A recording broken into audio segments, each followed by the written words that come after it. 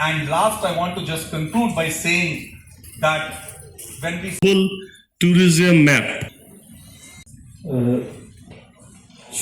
know that tourism has this. At that end, a number of things have been done. It has taken a lot of steps, and I would like to really thank this land for setting up of a Taj Umiam Resort and Spa. So Umiam and Spa means it's the highest level aspiring for. So I want to thank the Honorable Chief. We had this vision of setting up a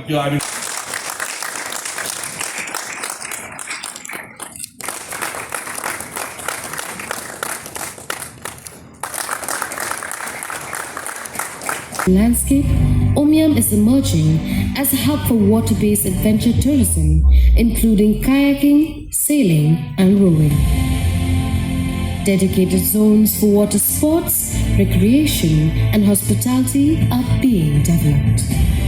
Flagship initiatives include SASCI projects and a major convention center. Umiam will now... It was during his time as Chief Minister, he developed all these infrastructures that we are seeing in front of us now. The orchid here at Umiam was his vision. The boating facilities, including some infrastructures which are not there anymore, which included the very famous floating restaurant at that point in time, and many other tourism activities that he had envisioned. And during that period, for that particular time, a very large, prominent, and good infrastructure, keeping in mind the limitations that were there at that point in time. This entire setup was created and the seeds were sown for this entire area of Umiam to become a premier tourist destination. Today, almost after 40 years, we are here today to take that story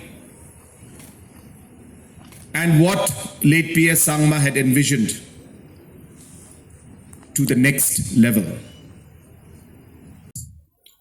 As a government, as a state, as stakeholders in the tourism sector, we need to be prepared.